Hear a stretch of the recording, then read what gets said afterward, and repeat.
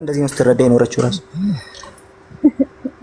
አንተ እኮ ትላንትና ራሱ እንቁላል ነው ብለሃል ኢየሱስ ክርስቶስን። ዛሬ ራሱ ቀየርከው እንጂ ችግር የለም። በጌታ ስም በቃ ካልተራገጣችሁ አይሆንም አይደለ እኮ ሙሉ ቪዲዮ ስላለ ነው። አንተ እንቁላል ነው ከማርያም ነው የማርያም እንቁላል ነው ያልከው። ቪዲዮን አሳይ።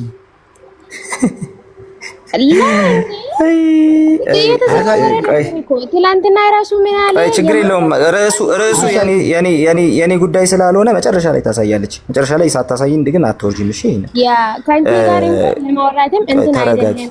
ተረጋጊ። እኛ አሁን በትህትና ሲይዟችሁ እንዴት ነው እንትን የምትሉት? እባክሽ ነው ያወራው። ኧረ እንዴ ተረጋጊ። ቆይ ስሚ እንዴ ጆሮ አልፈጠረባችሁም እንዴ? ተረጋጊና እንዴ ስሚ። መጀመሪያ እኔ ጠየቅኩሽ፣ አሁን ሌላ ጥያቄ ደግሞ ካለሽ ብዬ ነው። ኦኬ ሌላ ጥያቄ ካለሽ ነው ያልኩሽ። ስለዚህ ትላንትና እንደዚህ ነው። አሁን እንቁላል ምናምን ያልሽው እንደዚህ ነው ያንቺ ጓደኛ የተንተባተበችው። ስለዚህ አሁን እሱን አታንሺው፣ በኋላ ቪዲዮን ታሳያለሽ። ለማንኛውም ግን ሁለተኛ ጥያቄ ካለሽ ጥያቄሽን አስቀምጪ። ይሄ እኔ መረዳት አለም የ2000 ዓመት ታሪክ ነው። የ2000 ዓመት መረዳት ጭምር የቤተ ክርስቲያን መረዳት። ስለዚህ አሁን አንቺ የምታረጊው ምን መሰለሽ? ሌላ ጥያቄ ካለሽ ጠይቂ፣ ካለዛ ተጠይቂ። አይደለም እኔ አንተ አሁን ያስረዳኸኝ እኔ አፈርሳለሁ እንጂ አልቀበልም። እኔ አሁን እሺ አንተ አሁን እሱ ወልድ ስንለው እንደዚህ ነው የተቀበለ ነው ከዘላለም የነበረ ልጅነቱ አለ ያ ቃሉ ስጋ ሆነ ትላለሽ። ያ ልጁ አምላክ አይደለም? እሺ ልጁ አምላክ ነው። ቅድም ነበር ያልኩሽ። ልጁ አምላክ ነው ያልኩሽ ቅድም ነበር። ረስተሽው የሆነ አላውቅም ወይ አይቲ ካፈረሰች ጥቅሶቹን እያነበበች ብታፈርስስ? ሐሳብን ሳይሆን አዎ ጥቅሶቹን እያነበበች ይሄ ማለት ይሄ ነው እያለች ታፍርስ። እስቲ እንስማት። ችግር የለውም። ጥያቄውን ቃሌ ብቻ አለው መስገን። እሺ እስቲ አንተን ደግሞ እንጠይቅና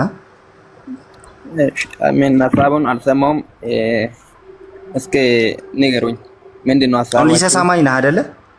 አዎ ነኝ በሚገባ። ኢየሱስ አብ ነው ብሎ የነገረህ ማን ነው? ኢየሱስ አብ ነው ብሎ የነገረኝ መጽሐፍ ቅዱስ ነው። እግዚአብሔር ቃል ነው። የእግዚአብሔር ቃል ተረጅቼ ነው። እሺ የቱ ጋር ነው እንደዛ ብሎ የነገረህ? ኢየሱስ አብ ነው የተባለው። እናንተ አታምኑማ። መጽሐፍ ቅዱስን አንተ የምታምነውን ነበር ያልኩ። እሺ ተመለስ ከፖዝ እና ጌታ ሆይ እሺ መጣ። አዎ ችግር የለውም። አንተ የምታምነውን ንገረን ያልኩ እና ኢየሱስ አብ ነው ብሎ ያስተማረህ ማለት ኢየሱስ አብ ነው የተባለው። እስኪ ኢሳይያስ 9:6 ላይ አውጣ። በቃላሉ ሌላ ቦታ ሳንሄድ ማለት ነው። 9:6 እሺ በቃሌ ልበልልህ። ሕፃን ተወልዶልናል፣ ወንድ ልጅም ተሰጥቶናል፣ አለቅነት በጫንቃው ላይ ይሆናል፣ ስሙም ድንቅ መካር፣ ኃያል አምላክ፣ የዘላለም አባት፣ የሰላም አለቃ ተብሎ ይጠራል። እሺ እዚህ አይነን አስረዳኝ። የዘላለም አባት ማለት ምን ማለት ነው? ዘላለማዊ ማለት ነው። አባት ማለትስ?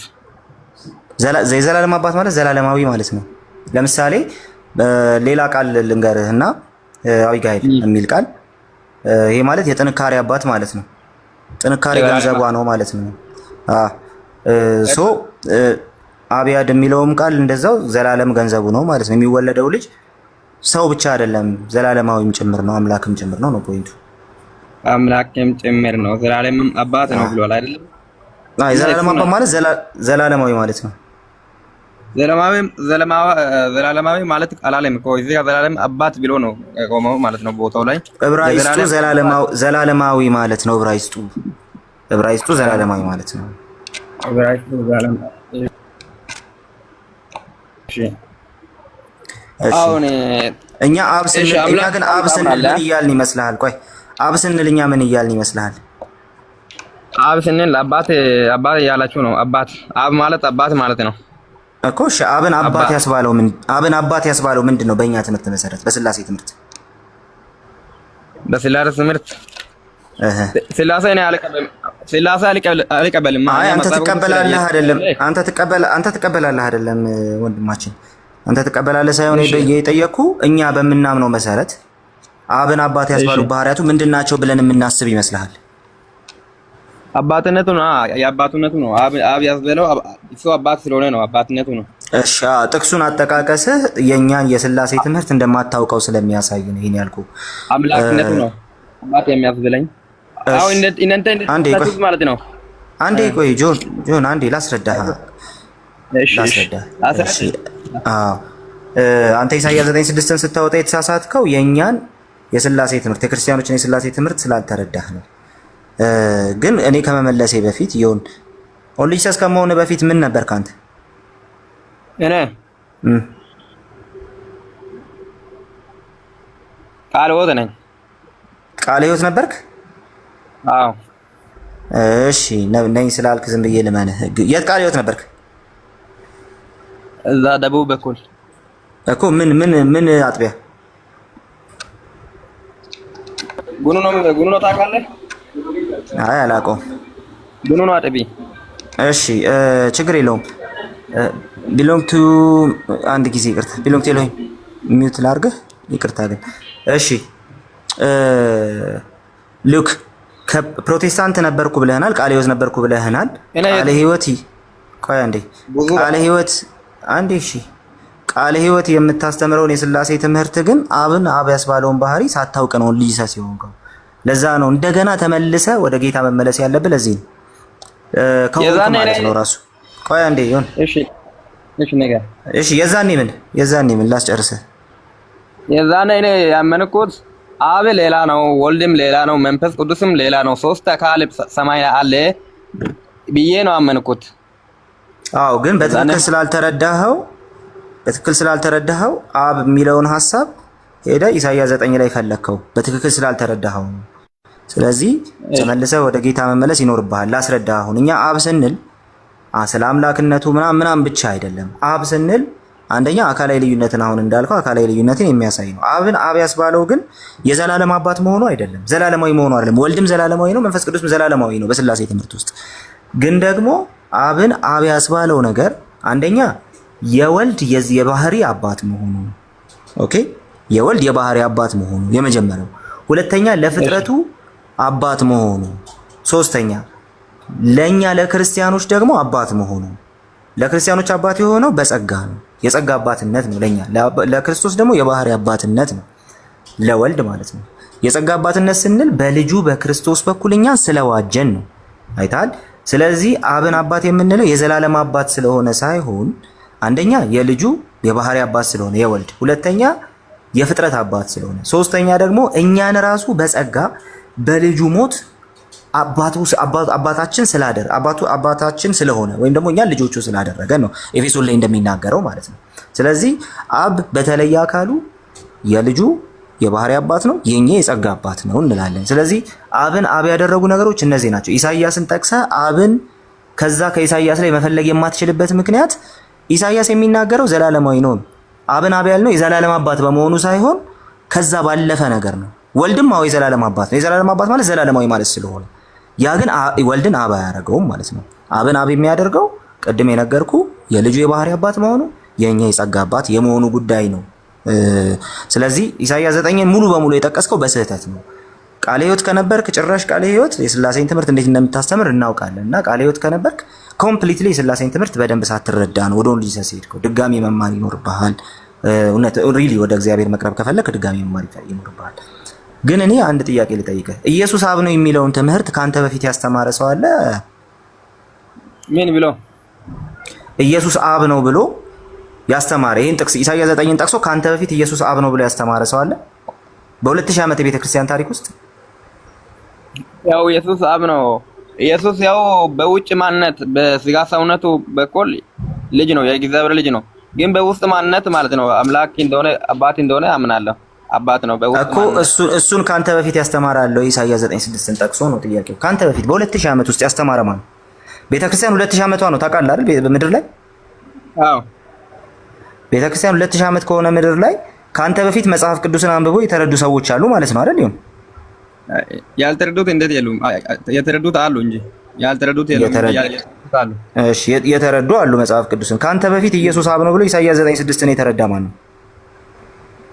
አሉ ያመኑት አሉ እኮ ማ እሱ ራሱ አባት እንደሆነ ያመኑት አሉ እንዴ እኮ እነማ ኢሳይያስ 9:6ን ጠቅሰው ነው ያመኑት እነዛ ሰዎች? እስቲ ያሳየኝ። ጠቅሰው ያመኑት አሁን እሺ ጠቅሰው ያመኑበት ቦታ ማስቀመጥ አለባቸው እነሱ ወይስ እነሱ ያው እንደዚህ ማሳየት አለብህ? አዎ ማሳየት አለብህ። እሺ ዮሐንስ ላይ ያለው ያው ዮሐንስ 14 ከቁጥር 14ም ዮሐንስ 14ማ ጭራሽ ይሄን አይናገርም። ካንተ በፊት ያስተማረ ኢየሱስ አብ ነው ብሎ ኢሳይያስ 9:6ን ያስተማረ ነው ያልኩህ። ዮሐንስ ኢሳይያስ 9:6ን ኢየሱስ አብ ነው ብሎ አስተምሯል? ዮሐንስ ኢሳይያስ 9:6ን ጠቅሶ ኢየሱስ አብ ነው ብሎናል? አሁን ዮሐንስ ኢሳይያስ ላይ ያለውን ወስዶ ማለት ነው ሰው ኢሳይያስ ላይ ያለውን ወስዶ የግድ አምጥቶ የሆነ ቦታ ላይ አስቀምጦ በመጽሐፍ ቅዱስ ውስጥ አስቀምጦ ኢየሱስ አብ ነው ብሎ ማስቀመጥ ነበርብህ። አለ እኮ ይላል እኮ ኢየሱስ አብ ነው ይላል። በውስጥ ማንነት እኮ አንተ የተረዳኸው በውስጥ ማንነት አብ ነው ያልከውን ካንተ በፊት የተረዳ ማን ነው ጥያቄው? የተረዱት አሉ 12 ሐዋርያቶችም አሉ። እስቲ ማስረጃ። 3 ብለው አላመኑ። እኔ ኢየሱስ አብ ነው ብሎ የተረዳ ካንተ በፊት ነው በውስጥ ሰውነቱ ኢየሱስ አብ ነው ብሎ የተረዳ ማን ነው ያልኩት? ሐዋርያቶች ናቸው። ደቀ መዛሙርት ናቸው። ደቀ መዛሙርት በምን አወቅ? ሲጀመር ደቀ መዛሙርቱ መሆናቸውን በምን አወቅ? በምን አወቅ እነሱ እንደዛ ማመናቸውን? እነዚህ አሁን ማለት ነው 3 ብለው ሰይጣኑን በ3 ስም አላወጡም ታውቃለህ? በምን አወቅ?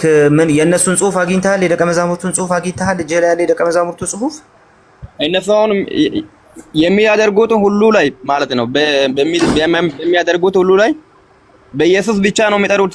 እሱ ብቻ ነው እነሱ ያስተማሩት ነገር እጄ ላይ ያለ ወይ ኢየሱስ ጌታ እንደሆነ ነው የሚጠሩት።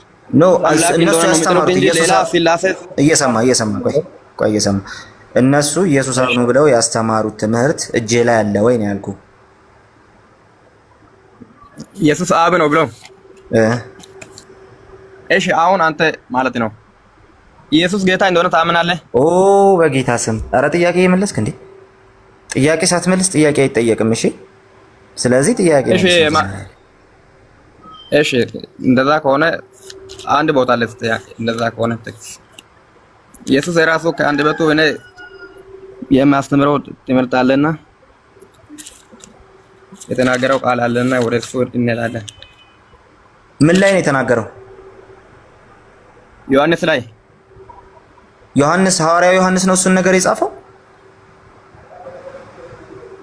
ዮሐንስ ወንጌል ላይ እኮ ሐዋርያው ዮሐንስ ነው የጻፈው። ዮሐንስ ወንጌልም አይደለም። ማን ነው የጻፈው? አጠማቂው ዮሐንስ ነው። ቃልዬቶ ምን ልበልሽ? በኢየሱስ እሺ እኔ የምልህ ለዚህ ሰው እንትን አላችሁ ጆይ? ቆይ እኔ አልችልህም። ከመጀመሪያ ቃል ያስተምረው ከመጀመሪያ እንዴት መጽሐፍ ቅዱስን ማን እንደጻፈ ምናምን መጀመሪያ ራእይን እኮ ዮሐንስ መልእክትንና ወንጌልን ማን እንደጻፈ መጀመሪያ ይወቀው።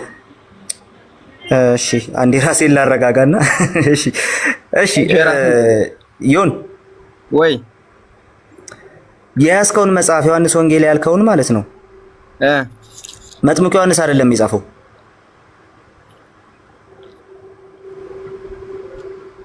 ተሳስተሃል። መጥምቁ ዮሐንስ አይደለም የጻፈው። ወንጌላቶችን የጻፈው የሉቃስ ነው። ዶክተር ሉቃስ ወይም ሉቃስ ነው የጻፈው ማለት ነው። የትኛውን ወንጌል ነው ሉቃስ የጻፈው? ሉቃስ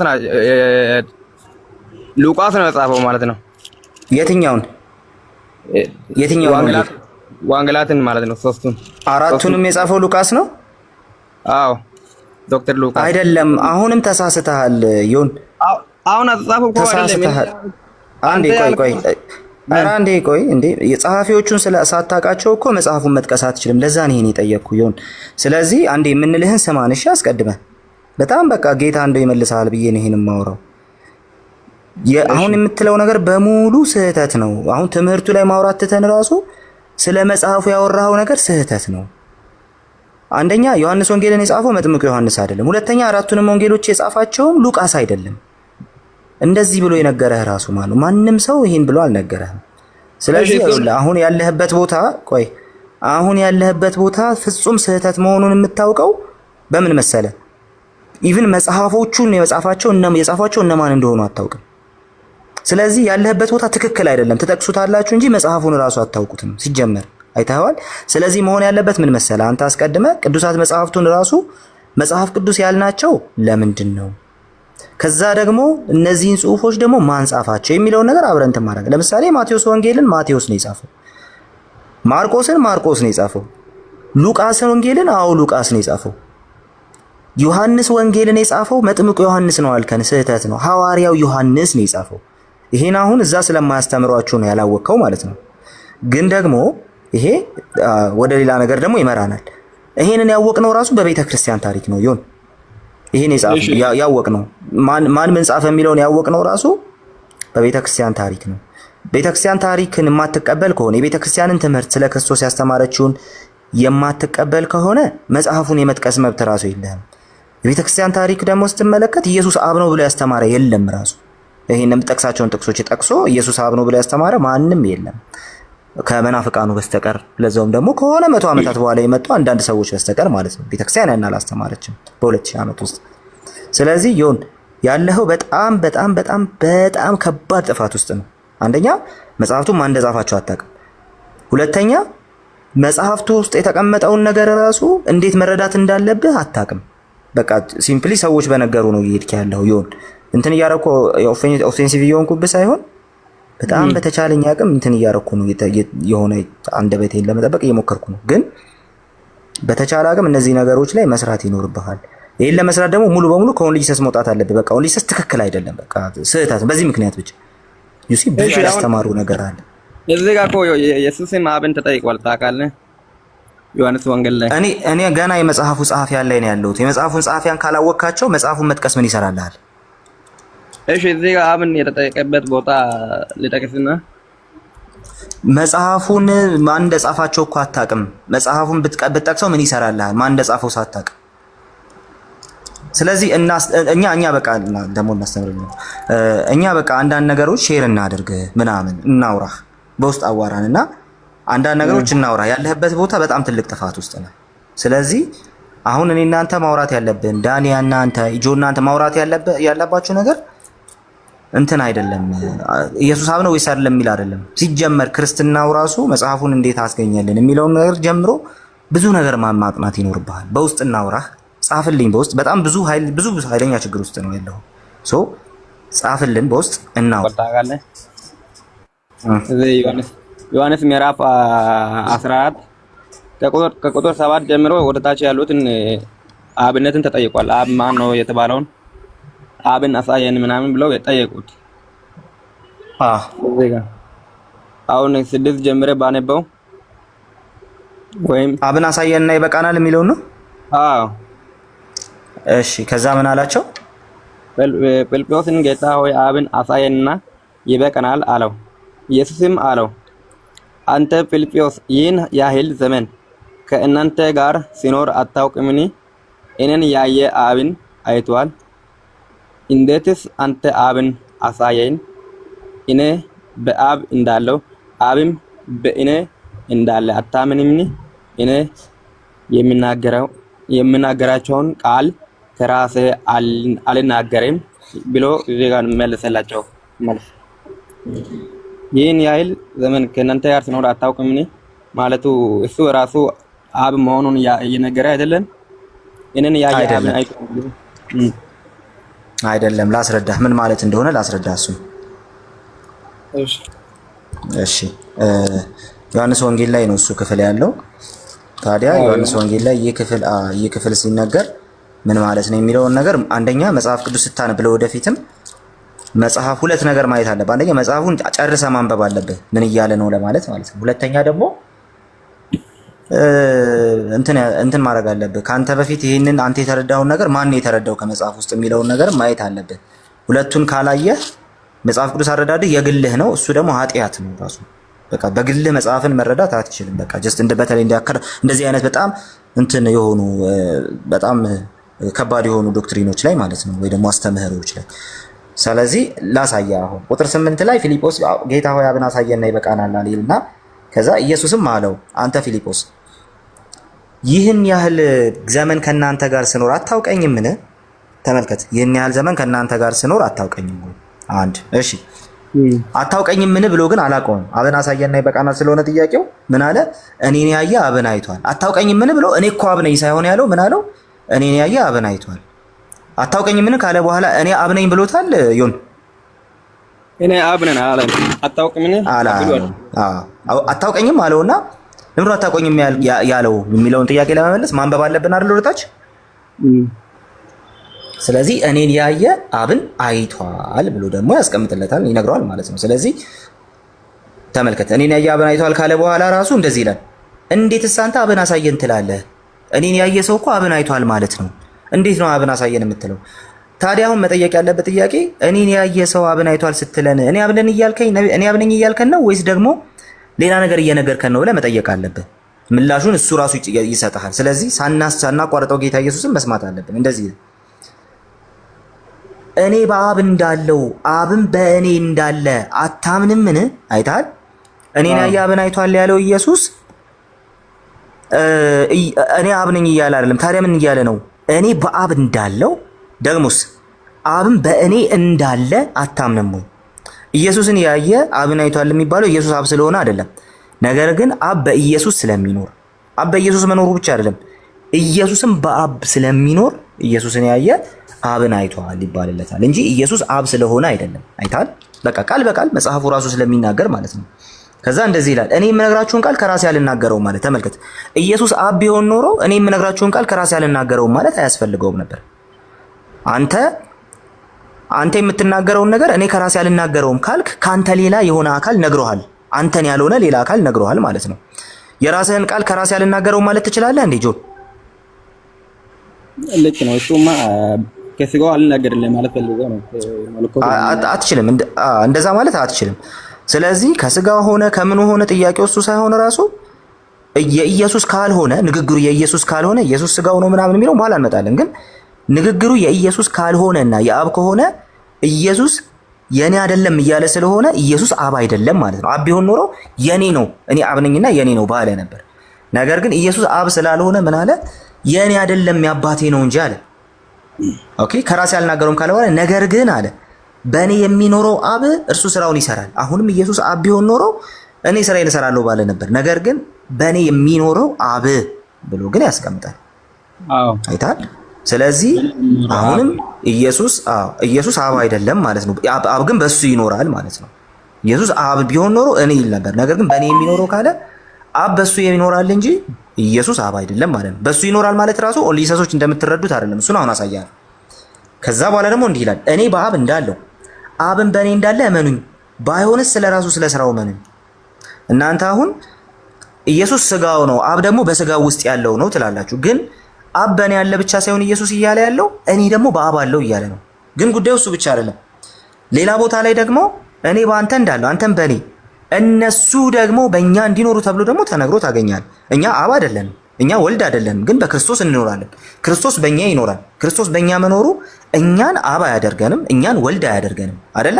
ክርስቶስ በአንተ ይኖራል ጆን። በቃሉ መሰረት በእግዚአብሔር ቃል መሰረት ክርስቶስ በአንተ ይኖራል። ክርስቶስ በእኔ አይኖርም፣ የእግዚአብሔር መንፈስ በእኔ ይኖራል።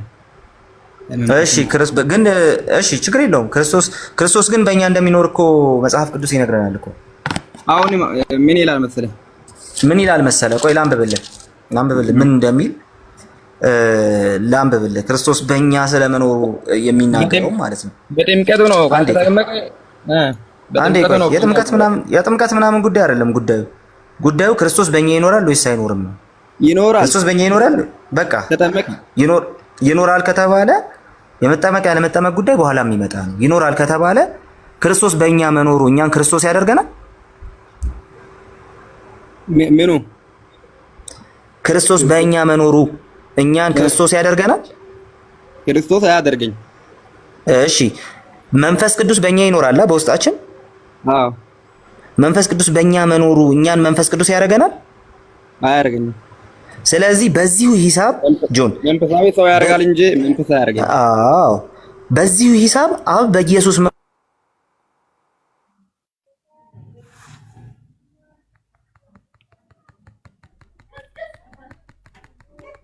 መኖሩ ይቅርታ ስልክ ገብቶብኝ ነበር ተመልሻለሁ። ስለዚህ ክርስቶስ በእኛ መኖሩ እኛን ክርስቶስ ካላደረገን፣ መንፈስ ቅዱስ በእኛ መኖሩ እኛን መንፈስ ቅዱስ ካላደረገን አብ በክርስቶስ መኖሩም ኢየሱስን አብ አያደርገውም። ስለዚህ በእኔ ይኖራል አብ ካለ ኢየሱስ አብ አይደለም ማለት ነው። በእኔ ይኖራል ማለት ግን ምን ማለት መሰለ?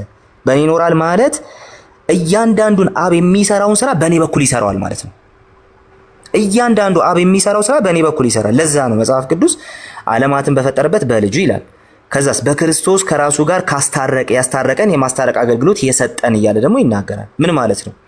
አብ በክርስቶስ በኩል ነው የሚሰራውን ሁሉ የሰራው ነው። አሁን ክርስቶስ በእኛ በኩል የሚሰራውን ሁሉ ይሰራል። በነገራችን ላይ በእኛ በኩል ወንጌል ስንሰብክ እንዲህ ስንነጋገር በቃ ክርስቶስ በእኔ በኩል እየሰራ ነው። ስለዚህ እኔን ግን ክርስቶስ አያደርገኝም ማለት ነው። ስለዚህ አብ በክርስቶስ መኖሩ የሚያሳየው አብ በክርስቶስ በኩል የሚሰራውን ስራ ነው። ስለ ስራው ስለ ራሱ እመኑኝ እያለ ያለው ለዛ ነው። ስለዚህ ምንድነው? አብ በእኔ አለ፣ እኔ በአብ አለው። ይሄ ደግሞ ስራው ይመሰክራል። አብ በእኔ በኩል የሚሰራው ስራ አብ በእኔ እንዳለ እኔ ደግሞ በሱ በአብ እንዳለው ይመሰክራል ይላል። እዚህ ቦታ ላይ ጭራሽ ኢየሱስ አብ ነው የሚል ነገር በጭራሽ ነው ይላል። ኦኬ፣ ሲጀመር በእኔ አለ እያለ ነው እንጂ እኔ ነኝ እያለ አይደለም። ራሱ ንግግሩ ስራው ራሱ የአብ ነው አለ። እሱ አብ ቢሆን ኖሮ ስራው የአብ ነው አልነበረም የሚለው የነበረው። አብ ስላልሆነ ስራው የአብ ነው አለ። ኦኬ፣ ስለዚህ ይሄን አሁን የጠቀስከው ጥቅስ በምንም አይነት ሁኔታ እንትን አያደርግም። ኢየሱስ አብ ነው የሚለውን ነገር አያሳይም። እዚሁ ላይ ግን ልጨምርልህ፣ እንደዚህ ይላል፣ እውነት እውነት እላችኋለሁ በእኔ የሚያምን እኔ የማደርገውን ስራ እርሱ ደግሞ ያደርጋል፣ ከዚህም የሚበልጥ ያደርጋል ይልና እኔ ወደ አብ ሄዳለሁና አብም ስለ ወልድ እንዲከበር በስሜ የምትለምኑትን ሁሉ አደርገዋለሁ አለ። ኢየሱስ አብ ከሆነ እዚህ ጋር ጥያቄ ልጠይቅህ። ኢየሱስ አብ ከሆነ ካረገ በኋላ ኢየሱስ ወደ ማን ሄደው? ወደ አባቱ ነው። ግን እኮ ኢየሱስ በምድርም እያለ እኮ አብ ነበር። ወደ አባቱ ሄደ እንዴት ትላለህ? እሱ አብ ከሆነ አብ እኮ በውስጥ አለ እኮ በውስጥ አለ። አብ ሁሉም ቦታ የሚገኝ ነው። አብ በውስጡ ያለና ከሆነና ኢየሱስ አብ ከሆነ እንዴት ነው ወደ አብ ሄዳለሁ የሚለውን የምትረዳው? ነው ሲምፕሊ በውስጥ ወዳለው ነገር ትሄዳለህ እንዴ አንተ? አሁን መንፈሱ ሁሉም ቦታ የሚቆጣጠር መንፈስ ነው፣ የእግዚአብሔር መንፈስ ነው ይላል። ደግሞ ሁሉም ቦታ ሰማይና ምድሩን የሞላው እኔ አይደለሁም ይላል እኮ። ወደ አብ ሄዳለሁ ካለ ኢየሱስ ክርስቶስን አብ እንዴት ትለዋለህ ነው ጉዳዩ። ለምሳሌ አንተ ወደ ራስህ መሄድ ትችላለህ? በስጋው ሰውነቱ እኮ ነው እሱ የሚያወራው ያለው በስጋው ሰውነቱ ነው እንጂ በመለኮቱ ችግር የለውም። አንተም ስጋና ነፍስ አለህ። እሺ አንተ ወደ ነፍስ ትሄዳለህ? እሺ እኔ አሁን ሶስት ነን። እሺ አንድ ቦታ አለ። ኧረ ቆይ እንትን እያረክ እንጂ ሲምፕሊ የሚወራውን ነገር እየተከተልክ አንተ በጠየቀው ጥያቄ ላይ ስለሆነ ቆሜ የማወራው ማለት ነው። አንተ ወደ ነፍስ መሄድ ትችላለህ? አይችልም እኮ። ስለዚህ ወደ አብ ሄዳለሁ ካለ ኢየሱስ አብ አይደለም ማለት ነው ባጭሩ። ወደ አብ ሄዳለሁ እያለ ስለሆነ ማለት ነው። ፖይንቱ ምንድነው? እዚህ ጥቅስ ላይ ቆመህ ኢየሱስ አብ ነው ካልክ ኮምፕሊትሊ ከመጽሐፉ ሐሳብ ውጪ ነህ። ወደሚቀጥለው ጥያቄ ከመሄድህ በፊት አሁን ያነሳናቸውን ሶስት ነገሮች ላሳየህ። አንድ ነገር ትጠይቀኛለህ፣ ቀጥሎ ትጠይቀኛለህ። እሺ የመጀመሪያው ሶስት ነገሮች ላሳየህ። የመጀመሪያው ቅድም ስትናገር ወንጌላቱን የጻፋቸው አራቱንም ሉቃስ ነው ብለህ ነበር። ስህተት ነው።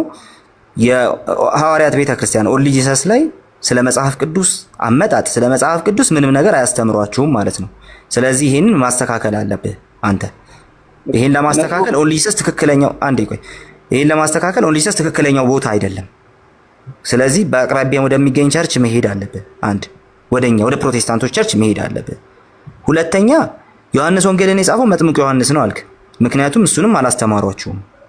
ይሄንንም አሁን ወደኛ ቸርቾች መሄድ አለብህና መማር አለብህ። ሶስተኛ ቆይ ትጠይቀኛለህ፣ አትቸኩል፣ ችግር የለውም ምንም ሳትጠይቀኝ አትወጣም። ሶስተኛ ደግሞ አሁን ኢየሱስ አብ ነው ብለህ ያመጣኸው ክፍል ኢየሱስ አብ እንዳልሆነ እንዳሳየው አሁን ይመሰክራል።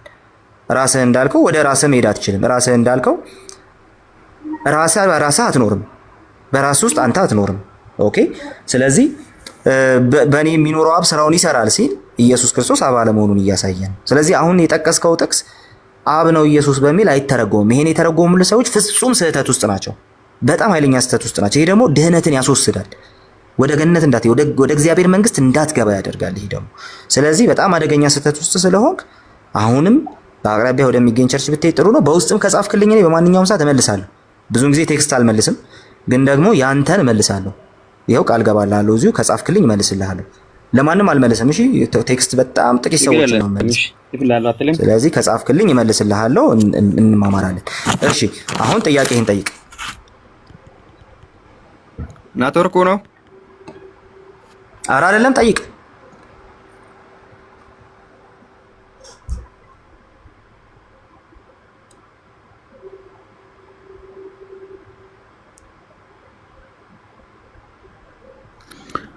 አለው ወረድክ እንዴ? ጠይቅ ወንድማችን። ይሁን ጠይቅ። ላሰማችሁ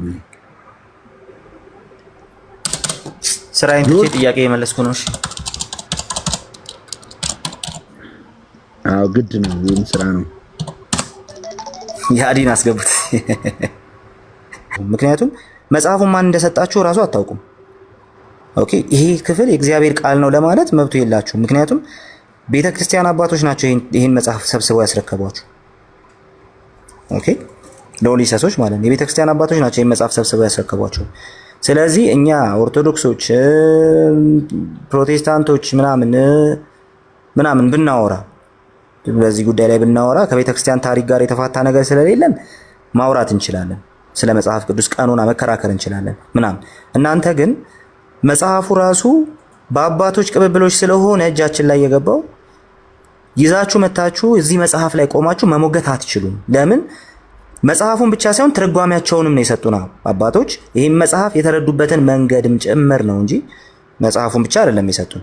ስለዚህ ስለዚህኛው አባት ትርጓሜም ስለዚህኛው አባት አረዳድም ምንም አያገባኝም የምትል ከሆነ ስለ መጽሐፉ ራሱ ምንም አያገባህም። መጽሐፉን ጠቅሰህ ራሱ ይሄ እግዚአብሔር ቃል ነው ለማለት መብት የለህም።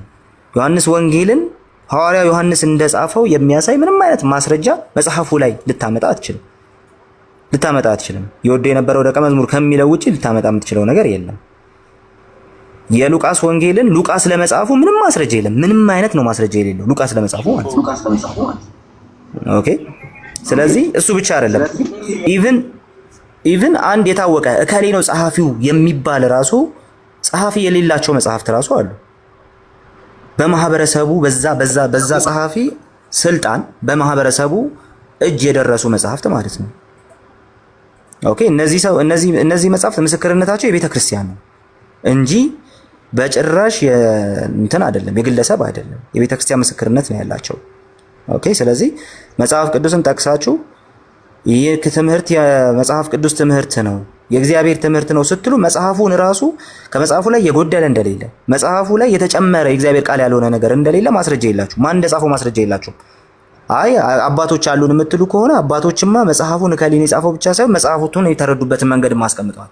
የእነሱን አረዳድ ካልተቀበላችሁ የእነሱ ምስክርነት ለመቀበል ምንም እንትኑን የሌላችሁ መብቱን የሌላችሁ። ስለዚህ መጽሐፍ ቅዱስን ጠቅሳችሁ መሞገት ራሱ ቀልድ ነው ለኦንሊሰሶች። ዳትስ ዋይ በቃ ቶሎ ብላችሁ ወደ ጌታ መመለስ ያለባችሁ ለዛ ነው። ኤኒዌይስ የዮሐንስ ወንጌል ምዕራፍ 14 ላይ ያለው ሐሳብ ግን ከቁጥር 7 ጀምሮ ያለው በእኔ በቀር ወደ አብ የሚመጣ የለም ብሎ ይናገራል። መጀመሪያ ኢየሱስ አብ ነው ወይስ አይደለም ነው ጥያቄው የሚሆነው። ኢየሱስ ደግሞ እሱ ወደ አብ ለመቅረብ የምንጠቀምበት እሱ መንገድ መሆኑን ይናገራል። ስለዚህ በእኔ በኩል ወደ አብ የሚደርስ ካልሆነ በስተቀር በእኔ ካልሆነ በቀር ወደ አብ የሚመጣ የለም እያለ እየተናገረ ነው። ያ ማለት ምን ማለት ነው? እሱ አብ አይደለም ማለት ነው። ነገር ግን ወደ አብ መድረሻው መንገድ ነው። እሱ ራሱ አብ ቢሆን ኖሮ እንግዲህ በቃ ወደ እኔ የሚመጣ የለም እኔ ካልፈቀድኩለት በስተቀር ማለት ይችል ነበር። ነገር ግን እያለ ያለው በእኔ ካልሆነ በቀር ወደ አብ የሚመጣ የለም ነው። ቀጥሎ እኔም ብታውቁኝ አባቴን ደግሞ ባወቃችሁ አለ። ከአሁንም ጀምራችሁ ታውቁታላችሁ አይታችሁትም አለ። እንግዲህ ጥያቄው የሚመጣው በዚህ በኩል ነው። ኦኬ ጥያቄው የሚመጣው በዚህ ንግግሩ በኩል ነው። ስለዚህ አይታችሁታል። ኦኬ ምንድነው ያያችሁት? አብን አይታችሁ ምን ማለት ነው? ምን ማለቱን ለመረዳት ወደ ኋላ ተመልሰን ዮሐንስ ወንጌል ምዕራፍ 1ን ማየት አለብን። ምዕራፍ 1 ቁጥር 18 ላይ መቼም ቢሆን እግዚአብሔርን ያየው አንድስ እንኳን የለም፣ ከዛስ በአባቱ እቅፍ ያለ አንድ ልጅ እሱ ተረከው ማለት ይናገራል። ይሄ ታዲያ ምንድነው? ኢየሱስን ስና አብን አይተናል ማለት የሚቻለው እንዴት ነው ሲባል ፍላውለስሊ አባቱን የተረከ ልጁ ኢየሱስ ብቻ ነው። ወልድ ብቻ ነው አባቱን የተረከ ፍላውለስሊ። ብዙዎች መጥተው ስለ እግዚአብሔር ብዙ ነገር ብለውናል። ነገር ግን አብን በዚህ መልኩ ግን አልተረኩልንም። ፍላውለስ በሆነ መንገድ አልተረኩልንም። አብን አንድም ሳያስቀር የተረከልን እሱ ነው። ዕብራውያን ምዕራፍ 1 ኦኬ፣ ዕብራውያን ምዕራፍ 1 ላይ አስቀድሞ እግዚአብሔር ለአባቶቻችን በብዙ አይነትና በብዙ ጎዳና በነቢያት ተናግሮ አሁን ደግሞ ሁሉን ወራሽ ባደረገው ዓለማትን በፈጠረበት በልጁ በዚህ ዘመን መጨረሻ ለእኛ ተናገረን ብሎ ይናገራል። ታዲያ ልጁ ማን ነው? አብ አይደለም። በልጁ ስለተናገረን ማለት ነው። ፖይንቱ እሱ ነው። የመጀመሪያው ነገር ልጁ ማን ነው? ኢየሱስ ራሱ ስለሆነ። ግን ቀጥሎ የሚናገረው ነገር አለ። እርሱም የክብሩ መንጸባረቅና የባህሪው ምሳሌ ሆኖ ሁሉም በስልጣኑ ቃል እየደገፈ ኃጢአታችንን በደሙ ካነጻ በኋላ በሰማያት በግርማው ቀኝ ተቀመጠ ይላል። ስለዚህ ማን ነው ኃጢአታችንን በደሙ ያነጻው? እሱ ልጁ። ልጁ ኢየሱስ ነው። ሊቀ ካህናችን ኢየሱስ። ታዲያማ ኢየሱስ ክርስቶስ የክብሩ መንጸባረቅና የባህሪው ምሳሌ ነው። አይታችኋል። ዮሐንስ ወንጌል ምን ይለናል? ኢየሱስ አባቱን ሙሉ በሙሉ ፍጹም የተረከ ነው ይለናል። የዕብራውያኑ ጸሐፊ ደግሞ እሱ የክብሩ ምንድን ነው? ይቅርታ ጋይስ አንዴ። እሺ ተመልሻለሁ። ስለዚህ እሱ የክብሩ መንጸባረቅ ነው የባህሪው ምሳሌ ነው ሲለን አብን ልናይ የምንችልበት ወር ደግሞ አብን በትክክል ልናውቀው የምንችልበት ብቸኛው መንገድ እሱ ክርስቶስ ነው። ለምን ሲባል የክብሩ መንጸባረቅ ነው። የማይታየው አምላክ በሱ በሚታየው በልጁ በኩል ስለተገለጠ። ስለዚህ እኔን ያየ አብን አይቷል ሲል፣ እንደዚሁም እኔን ብታውቁ አባቴን ባወቃችሁ ነበር። አብን አይታችሁታል ሲል እኔ አብ ነኝ እያለ አይደለም። ነገር ግን ከታች በተናገረው በክርስቶስ በኩል በሰራው ስራው አብ ተተርኳል። በልጁ በኩል በሰራው ስራው አብ ተተርኳል። ስለዚህ አብን አይቷል ማለት ነው። ፖይንቱ እሱ ነው። ኦኬ፣ ለምን ከተባለ በልጁ በኩል የሰራው አባት ስለሆነ የተናገረው አባት ስለሆነ። ስለዚህ ይሄ ኢየሱስ ክርስቶስ አብ ነው ምናምን ከሚል ነገር ጋር ህብረት የለውም ራሱ ማለት ነው። ኦኬ፣ ሶ መጀመሪያው እሱ ነው። ሌላው ፖይንት ደግሞ ቀጥሎ የሚመጣው ነገር ነው። እሱም ደግሞ ምንድነው? ይህን ያህል ዘመን ካንተ ጋር ስኖር አታውቀኝም? ኧረ እኔን ያየ እኮ አብን አይቷል። እንዴት እንደዛ ትላለህ? አሳየኝ። እንዴት ትላለህ? ለምን? እኔ በአብ አለው፣ አብ ደግሞ አለ በእኔ ያለ አለ። እኔ በአብ አለው፣ አብን በእኔ ያለ። አብ በእኔ ያለ ብቻ ቢሆን ኖሮ በቃ አብ በእኔ ውስጥ ሆኖ ስራ እየሰራ ነው ምናምን ብቻ ነበር። ነገር ግን እኔም በአብ አለው። በሁለቱ መካከል ያለን የማይቋረጥ ግንኙነት ያሳያል። በሁለቱ መካከል ያለን የማይቋረጥ መፈቃቀድ፣ ጥልቅ የሆነ ግንኙነት ያሳያል። ያንን መፈቃቀድ ያሳያል። ኦኬ፣ ስለዚህ ያ መፈቃቀድ በሁለት አካላት በኩል አለ። አብ በወልድ አለ፣ ወልድ በአብ አለ። ስለዚህ ክፍሉ እኔ አብ ነኝ እያለ አይደለም። ታዲያ ምን እያለ ነው? አብ የሰራውን ነገር በሙሉ የሰራው በልጁ በወልድ በኩል ነው እያለ ነው። ስለዚህ ፖይንቱ ይሄ ነው። ለዚህ ነው ወርዶ እኔም አብን እለምናለሁ አለ። ኢየሱስ አብም ወልድም ነው ብለህ ከጨረስክ በኋላ ስጋ ወደ መንፈስ ጸልየ ልትል ነው ማለት ነው። የአንድ አካል ስጋ ወደ መንፈስ ጸልየ ልትል ነው ማለት ነው። ነገር ግን ወደ አብ የሚለምን አለ ልጁ። ለዛ ነው ዮሐንስ ወንጌል ምዕራፍ 5 ላይ እግዚአብሔር አባቴ ነው ብሎ ኢየሱስ ራሱን ከእግዚአብሔር እኩል አድርጓል። ራሱን አብ አድርጓል አይደለም፣ ራሱን ከአባቱ እኩል አድርጓል። ፖይንቱ ራሱ ማለት ነው። ስለዚህ ዮሐንስ ወንጌልን ይዞ ኢየሱስ አብ ነው፣ ሙስሊሞች ኢየሱስ አምላክ አይደለም ከሚሉት ሙግት እኩል ነው የሚሆነው ማለት ነው። ሲቀጥል ይሄን ሁሉ ምንባብ እኔ ሳብራራ አምጣ በባል ከቤተ ክርስቲያን አባቶች ማመጣው እልፍ የሆነ ማብራሪያ አለ፣ ከደርዘን በላይ ማብራሪያ አለ። ኦኬ፣ ነገር ግን ይሄን ጥቅስ ጠቅሶ ኢየሱስ አብ ነው ብሎ ያስተማረ አንድ የቤተ ክርስቲያን አባት ማምጣት አይችሉም። ያ ማለት ምን ማለት ነው? ይሄ አረዳድ 100 ዓመት ባልሞላ ጊዜ ውስጥ የመጣ በጣም ቁንጽል የሆነ የሰው ስራ የሆነ ሰው ሰራሽ የሆነ አረዳድ ነው እንጂ በጭራሽ የመጽሐፍ ቅዱስም የቤተ ክርስቲያን አባቶችም አረዳድ አይደለም። ከወንድ ሊሰሶች መጠበቅ ያለባችሁ ይሄ እነሱ አረዳድ በጭራሽ የመጽሐፍ ቅዱስ አረዳድ ስላለ ነው። የመጽሐፍ ቅዱስ አረዳድ አይደለም፣ ትክክለኛው የታሪክ አረዳድም አይደለም። ስለዚህ ወንድ ሊሰሶች መጽሐፍ ቅዱስ ጠቅሰው መሞገት የለባቸውም ባይ ነኝ። የቄስ ተክሌ መጽሐፍ ትምህርተ መለኮትን ብታነቡ እዚህ መጥተው የሚጨቃጨቁ ላይክ ያንን ይዘው ነው የሚያወሩት። መጽሐፍ እያወራ እነሱ የሚያወሩት ያንን መጽሐፍ ነው። የሚገርም ነገር ማለት እንዴት ትግባባለህ? በጣም የሚከብደው እሱ ሰው ቢያንስ ኒውትራል ሆኖ መጽሐፉን እስኪ የእግዚአብሔርን መጽሐፍ ልስማ ቢል እኮ በጣም ሲምፕል ነው። በቃ መፈናፈኛ አቶ ግራ ገብቷቸው መልስ ላይ መልሱ። በቃ አኩቻ ወደድክም ጠላም ይለዋል። ከፈለጉ ደግሞ ያሳዝኑኛል። በጣም ምስኪኖች ናቸው። ኤኒስ እንትና ማን ነው ያዲ ኡስታዝ ጋር ሄደን እንማር እያለ ነው። እዚህ ሲማር ይቆይና ኡስታዝ ወይድ ጋር ሄደን እንማር እያለ ነው ስታወራ አንተ ስታወራ ቁጭ ብሎ ሲማር ይቆይና ከዛ በኋላ አንተን ያረጋል ትምህርቱን ያንተን ትምህርት ወስዶ ሞዲፋይ ያደርጋል። እሱና ፌመን ምናምን የሚያስተምራቸው ወይድ ነው። ሙስሊሞች እኮ ናቸው። ሌላኛው ክንፍ በክርስትና ስም ማለት ነው እስልምና አስበዋል።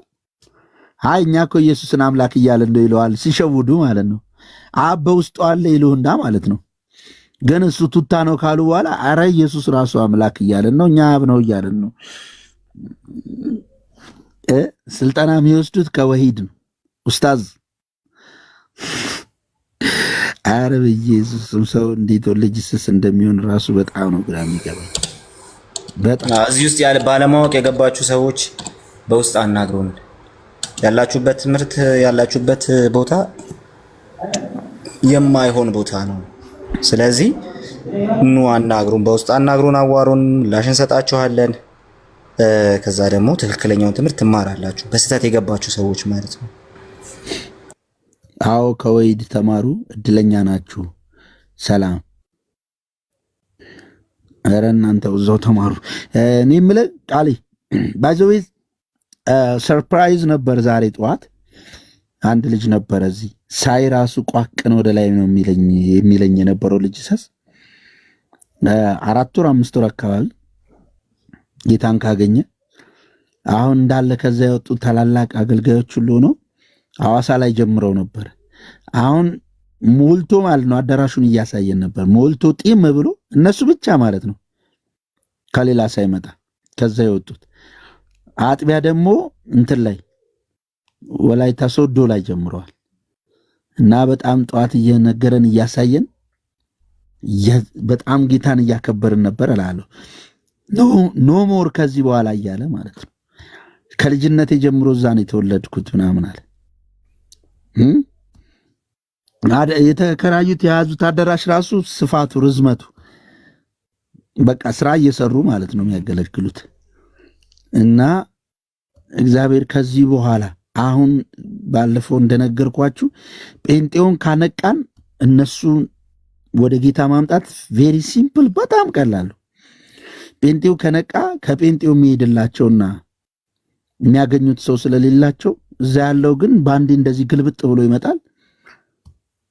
በቃ አለቀ። ጠዋት የነበራችሁ እስኪ ጠዋት የነበራችሁ አንድ ቁጥር ነብይ ነው ትላለ፣ አሜን ትላለ፣ እየገባ ልሳኑንም ይነግርሃል። ዋው እግዚአብሔር ይባረክ የልሳን ክፉ የለውም እያልክ አሜን ትላለ፣ አሜን ትላለ። አየ የእነሱ ስትራቴጂ እስከዛሬ ጴንጤን መስለው መስራት ነበር። አሁን ላይ ግን ጴንጤን መስለው እንዳይሰሩ በምናደርገው ማንቃትና መስራት ከውስጥም ከውጭም ስንሰራ ከውስጥ ያሉት ግማሹ እየወጣ ግማሹ እዛ ሆኖ እየሰራ ነው። ኦኬ አሁን ማን ነው የሚያስቸግረን? ምንም የማያውቀው ጴንጤ ምንም አያውቅም። የትም ቦታ ላይ የሆነች ድንኳንም አዳራሽም ተጥላ መስቀል ያለበት ቸርች የሚመስል ካየ ዝም ብሎ ነው የሚገባው። ይገባል። የእነሱ ደግሞ ፔንቴኮስታልን ነው የሚመስለው እንቅስቃሴያቸው። ቆይ ያሳየኋችሁ ነበረ ጠዋት። አሁን ላሳያችሁ። አሁን አትለየውም። እዚህ ጴንጤ አለመግባት አይችልም። ቆይ ላሳያችሁ። ኢየሱስ ጌታ ነው። ይህንን ጉባኤ ላሳያችሁ። እሺ ማነበረ አይሉ ዘር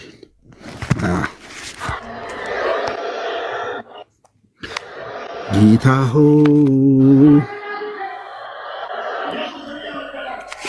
እሺ ይታያል። እዚህ አለመግባት አይቻልም።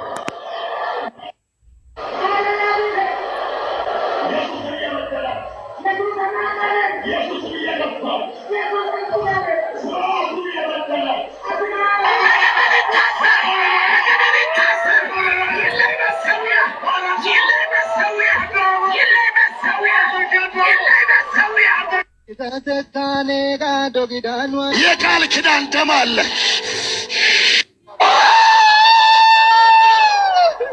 ደረሰ ደረሰ ደረሰ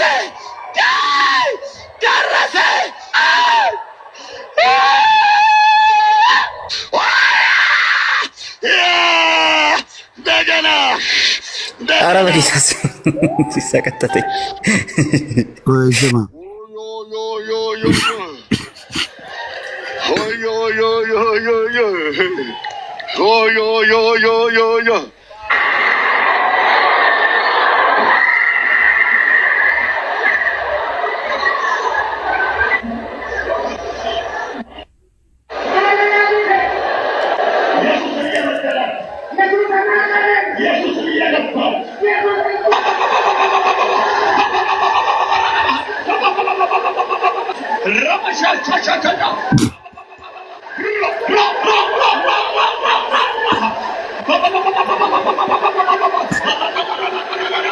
አንተ እንደዚህ አክት የሚያደርጉት እኛ ሰፈር ያሉ ሰዎችም ግን ተመሳሳይ ነገር ነው ያላቸው።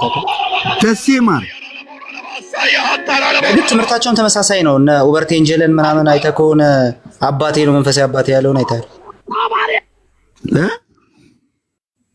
ኡበርት ኤንጀል አባቴ ነው ያለውን አይተሃል። ኡበርት ኤንጀል ጀስት እንትን እንትና ሚራክል ተካ የሚባለው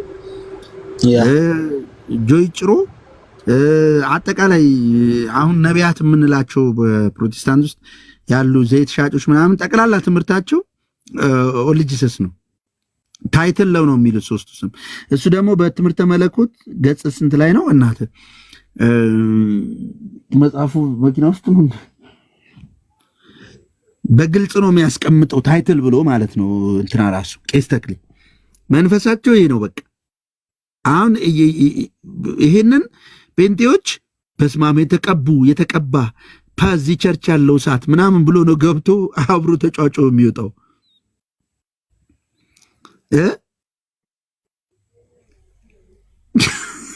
አስበዋል። እንዲህ ተመሳስለው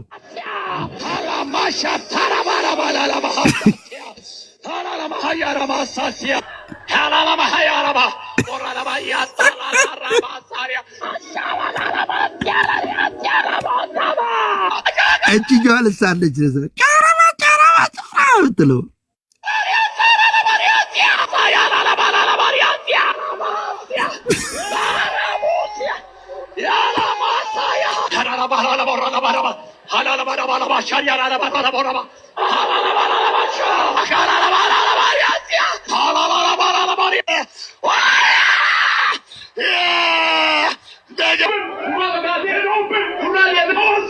እዚህ ያለው አትውጡብን አትሄዱ ብለው እያለቀሱ ነው።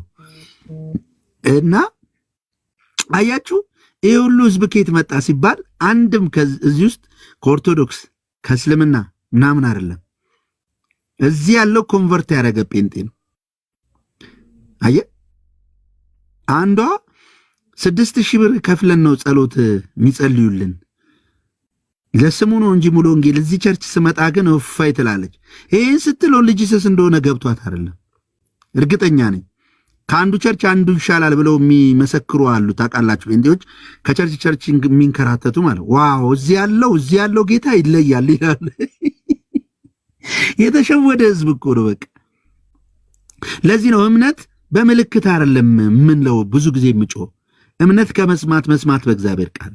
አንድ ሰው በእግዚአብሔር ቃል እምነቱ ካልተመሰረተ በተመሳሳይ ምልክቶች እንደሚሸወድ ጌታ ተናግሯል።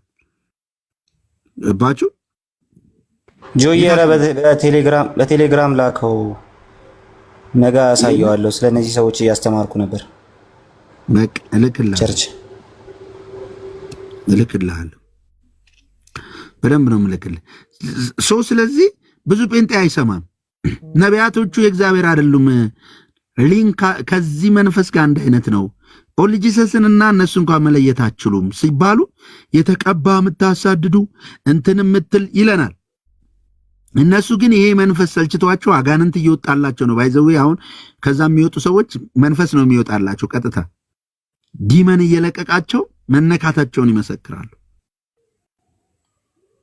ኦኬ ዲመን እየለቀቃቸው በጭንቀት ነው የሚጮሁት፣ በጭንቀት። ስለዚህ ለምንድን ነው ደቡብ ላይ የበዙት? አሁን ፖለቲካ ሊሰሩብኝ ይሞክራሉ። ደቡብ ኢየሱስ ክርስቶስ ከተባለ በቃ የደቡብ ልጅ ምንም ዘሎ ነው የሚገባው። እኔ አስታውሰው ወንጌል እየሰበክን ልክ አትክልት ተራ ስንደርስ እንዳለ የደቡብ ልጆች ናቸው ያሉት። ግር ብለው ነው የሚያጅቡኝ። ለምን ኢየሱስ ስለተባለ ኢየሱስን ስለሚወዱ ኢየሱስ ያድናል ብቻ ስላልኩ ማለት ነው። ምስኪኖች ናቸው፣ በጣም ጌታን ይወዳሉ። እዚህ ማለት ነው አዲስ አበባ ግር ብለው ፌስታል የሚሸጡት ምናምን ሊስትሮች ተከትለውኝ ያጅቡኛል። በቃ እንዴት በቃ ከጌታ ውጪ ሌላ የለም። በቃ ድካማቸው ስለዚህ የት እንደሚሳካለ ስለሚያውቅ ነው ቄስ ተክሌ እዛ ሄደው ከዛም ደግሞ ልምምዱን የፔንቴኮስታሉን ልምምድ አስቀጥሎታል። ልምምዱ መንፈስ ቅዱስ እዚህ ውስጥ የለም አጋንንት እንጂ አስቡ። ነገር ግን መድረኩ ብትሉ ፑልፒት አለባበስ ብትሉ አክት ብትሉ ጩኸቱ ብትሉ ፔንቴኮስታልን ነው የሚመስለው። ስለዚህ ማንም ሰው ስለማይለይ ነው ህዝብ ይበዛላችሁ። ትምህርት ያለበት ቦታ መሄድ ደግሞ ጴንጤው ሞቱ ነው። እንዲህ አይነት ልምምድ ያለበት ግን እግዚአብሔር መንፈስ መነቃቃት አለ ብሎ ስለሚያስብ የትም ነው የሚሸወደው። ነቢያቶቹ እነ ሚራክል ተካ ምናምን የሚባሉት ኡበርት እንጅል በግልጽ ነው እንትን ያለው ሶስት አካል የሚባል የለም ብሎ የተናገረው። ስለዚህ ልሳናቸው ብትሉ ምናቸው ብትሉ እዛ ሳንቲም ይገባልናል ብለው ቁጭ የሚለው አፍጥጦ የሚውለውን ጴንጤው አንድ የእግዚአብሔር መገኘት አይነካውም። በስሜት ነው የሚጮኸው። እዛ 100,000 ብር ገባለ እንደዚህ ገባላል ተብሎ ልሳናቸው ምን ጨራ እያሉ ስለዚህ ጴንጤው ከነቃ ቬሪ ሲምፕል እነዚህ እየወጡ ነው። እነዚህ ብዙ ዘመን ስለደከሙ 30 ዓመት 20 ዓመት ውስጥ ሆነው ደክመው አይተውታል። ኦኬ አይተውታል። ስለዚህ እየወጡ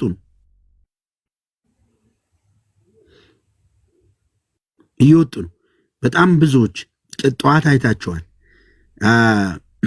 በዚህ በቡራዩ በኩልም የጀመሩ በጣም ብዙ አሉ 30 40 ዓመት ያገለገሉ። የሐዋሳው ግን በጣም እየሰፉ ነው በአራት ወር ውስጥ በጣም ከፕሮቴስታንት ከምናምን አልተቀላቀላቸውም እስካሁን። ከዛ የሚወጣ ነው ቦታ አልበቃቸው እስኪል ድረስ በቃ በደንብ እየሰሩ ነው። አጋዥ ያስፈልጋቸዋል። የወንጌል አማኞች አገልጋዮች ስለተኙ ስላንቀላፉ ነው ይሄ ሁሉ ድረስ ነገር የመጣው። ንቀዋቸው የሚተዋቸው ምን ያመጣሉ ብሎ ጠቅላላ አንተ የምታድናቸው ሰዎች እነሱ ካንተ ጋር አሉ። ቴሌግራሞቻችሁ ላይ አሉ። አሁን እኔ ቴሌግራም ላይ ያገር ናቸው አሉ ግን ወጥሬ ስለምጋረፍ በዚህ ጉዳይ ላይ መቋቋም አይችልም። ወይ ለቀው ይወጣሉ ወይ አድፍጠው ዘብ አንዳንዶቹ ይለወጣሉ። የትኛውም ቴሌግራም ውስጥ አሉ። አብረው ይጸልያሉ። ተሜ ቢኖር ጥሩ ነበር። ተሜ ሳውዝ አፍሪካ ያለው ምስክር ነው እሱ። አብረው ቸርች አንድ ላይ የሚያመልኩት የሚጸልዩት ምን የሚሉት ያው እኮ የመጣሁት እና እጅግ በጣም ያሳለፍኩበት ህይወት ጨለማ ውስጥ እንደነበርኩ ነው የሚሰማኝ እና አሁንም ላሉት በአቅሜ እንደዚሁ ላይብ እየገባው ብዙ ጊዜ የነ ጆን ፕሮግራም እየተከታተልኩ ነው። ስፔሻሊ ከኦጄ ጋር በተገናኘ ያለው ነገር ብዙ ጊዜ እየተከታተልኩ መረጃ እየያዝኩ መጽሐፍ ቅዱስን ጋር እየገለባበትኩ እያየው ለኢት ወንድሞችም እየመሰከርኩ ነው። እግዚአብሔር ረድቶኝ ደግሞ 2-3 የሚሆኑ ኢቶችም እንደዚሁ ጌታን ተቀብለዋል። ከኦንሊ ጂሰስ በመውጣት ማለት ነው ከኔ በኋላ እና ያው ብዙ ለውጥ እግዚአብሔር ሲሰራ እግዚአብሔርን ኃይሉን ማዳኑን በአካል በአይኔ ማየት የጀመርኩት ከዛ ቤተ እምነት ከወጣው በኋላ ነው። ከዛ በፊት የነበረው ሳይንስ ነው። በቃ እዛ ጋር ያለው ሳይንስ ነው። ዝም ብሎ ብላክ ቦርድ ላይ መምህራን እንደሚያስተምረው ቲዮሪ ብቻ ነው፣ ፕራክቲካል የሌለው። የእግዚአብሔር መገኘት ፕራክቲካሊ አላየሁትም። አሁን ነው በህይወት ማየት የጀመርኩትና እግዚአብሔር ይባረክና ምንድነው የሚያሳዝነው እዛ ጋር በል ተብለው አንዷን ቃል ያቺን ነገር አውርቶ መውጣትን ነው የለመዱት። የሆነ ነገር ዝም ብሎ ያቺን ነገር ደጋግሞ አንድ ቃል ማውራት ብቻ ነው እንጂ ለመማር ክፍት አለመሆናቸው። ቢያንስ ቱ ዌይ ዲስከሽን ላይ አያምኑም፣ በቃ በጭራሽ አያምኑም። እና በአግባቡ መጠየቅ፣ ለጠየቁት ጥያቄ ደግሞ ምላሹን ምን ብሎ መለሰ ያ ግለሰብ ብሎ የሚለውን ለማዳመጥ ፍላጎት የላቸው። መጽሐፍ ቅዱሳዊ አይደሉም። ሲጠየቁም በመጽሐፍ ቅዱስ ሲመልሱ መጽሐፍ ቅዱስ አይደለም እንትናቸውና እግዚአብሔር ይፈውሳቸው። ብዙ መስራት ደግሞ ይጠበቅብናል። ብዙ መስራት አንድ ለአንድ ግንኙነትን በመፍጠር ብዙ መስራትን ይጠይቃል።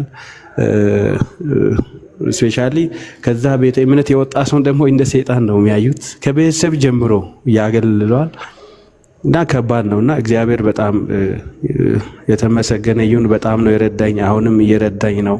ለፋሚሊዎች እየጸለይኩኝ መረጃ እየሰጠው እንደዚህ በቴሌግራምም በአካልም አንዳንድ ነገሮችን እያሳያቸው ነውና እና እግዚአብሔር በጣም ነው የረዳኝ። ስሙ ይባረክ። ታንኪዩ በጣም አመሰግናችኋለሁ።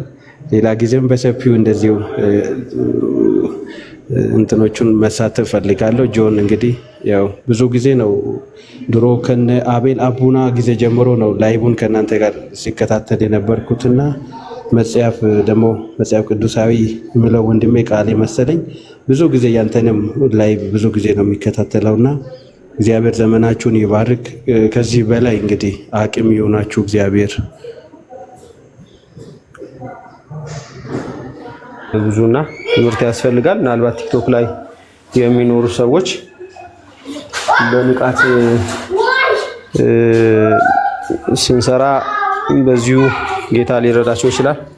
አሪፍ ነው፣ ቀጥሉ ለማለት ነው። እሺ ኑሪ ተባረክልኝ፣ ጌታ ይባርክ።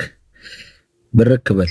መሬት ላይ በጣም እየተሰራ ስለሆነ ሁላችሁም መቃበል ወንድሜ ቃሌ ባይወጣ ደስ ይለኝ ነበረ።